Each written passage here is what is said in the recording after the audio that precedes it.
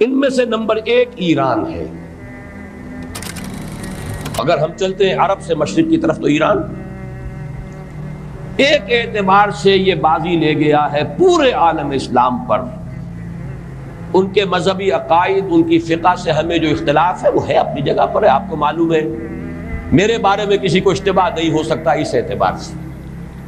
میری جس درجے دشمنی رکھی گئی ہے، جس طرح میرے سر کا جو ہے مطالبہ ہوتا تھا، 2 ہی آدمی تھے پاکستان میں کہ جن کے سر مانگے گئے، ایک کراچی کے وہ شاہ بلیغ الدین صاحب اور ایک نے.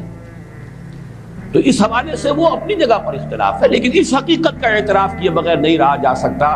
پورے عالم اسلام میں یہ واحد مسلمان ملک ہے جس نے بہرحال اپنی شریعت، اپنے عقائد کے مطابق ایک مذہبی انقلاب برپا کیا. اور پورے عالم اسلام میں مذہبی سطح پر، حکومت کی سطح پر فنڈامنٹلسٹ صرف ایک ملک ہے کہ اس پہلو سے ایران ان کا ٹارگٹ ہے، ٹارگٹ نمبر 1 ایک خاص اعتبار سے. ٹارگٹ نمبر 1 ایک دوسرے اعتبار سے ہم ہیں، وہ میں بعد میں عرض کروں گا.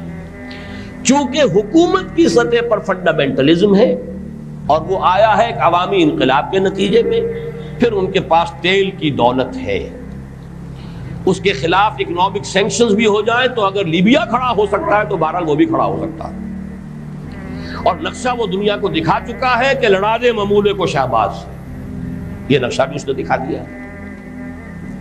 یہ ہے ایران کا معاملہ. نمبر 2 پاکستان. پاکستان 400 برس کی تجدیدی مساعی کا امین ہے، امانت دار ہے.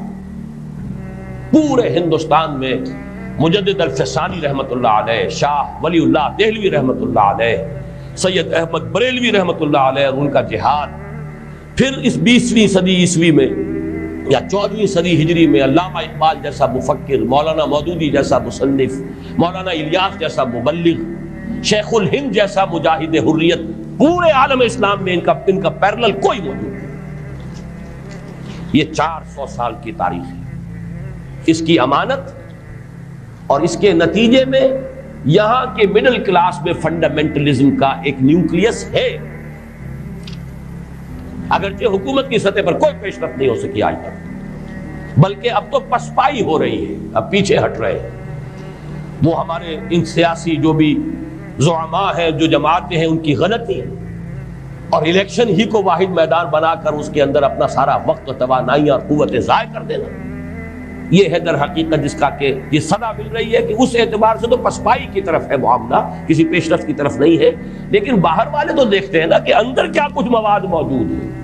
اگر مڈل کلاس میں وہ فنڈامنٹلزم کا بارود موجود ہے تو کسی بھی وقت اس کے اندر جو ہے وہ کوئی دھماکہ ہو سکتا ہے.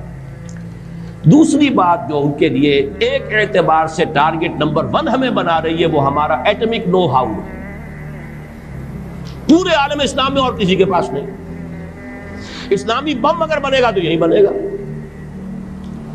یہ ہے مختلف اسباب جس کے بنا پر ایران اور پاکستان کو آپ بریکٹ کر لیجئے. یہ اس نیو ورلڈ آرڈر کا جو ٹارگٹ نمبر 1 ہے، ایک اعتبار سے ایران ہے، ایک اعتبار سے پاکستان.